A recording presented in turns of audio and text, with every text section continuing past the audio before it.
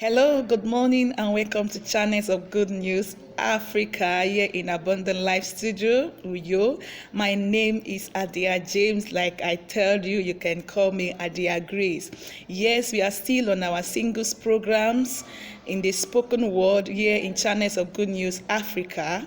Today we want to ask this question: how can we as singles determine the will of God in the midst of many suitors that are coming our way? In Romans chapter 12 verse 2, the Bible says, "And be ye not conformed to this world, but be ye transformed by the renewing of your mind, that ye may prove what is that good and acceptable and perfect will of God."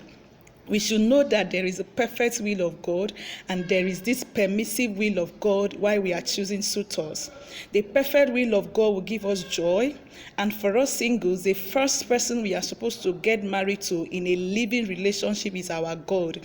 In Isaiah chapter 54 verse 5, the Bible says our maker is our husband. So as a single man, your first wife to marry is God, the creator of your life.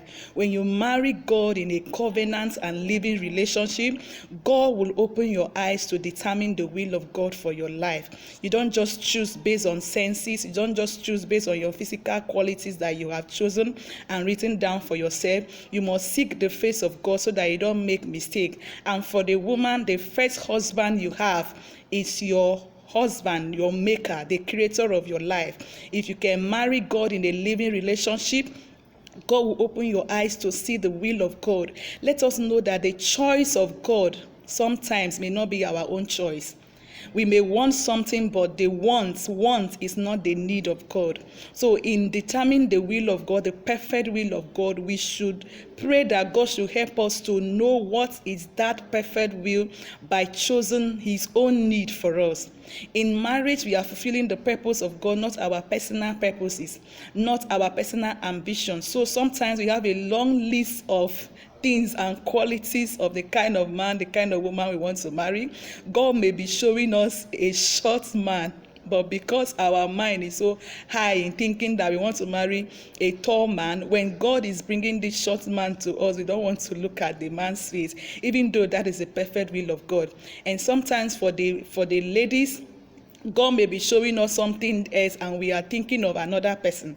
And sometimes ladies pursue what is not missing, and men also pursue what is not missing. So what we are saying is that let us marry God in a living relationship so that he would direct our step, because when a time comes for you to get married, there's always a lot of confusion. This one will come here, this one will come, but the Bible says, "Be still and know that I am God."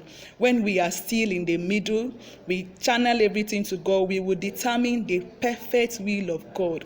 There are people out there that are projected into our head that sometimes is not the perfect will of God. So when we are still, we will determine the will of God. We will know that this is the right woman. In fact, the day you see your wife, you will know if you are a child of God. The day you see your husband, you will know if you are a child of God. Let us marry God in a living relationship as single and be in his presence, and then he will open our eyes to determine the perfect will of God. God bless you.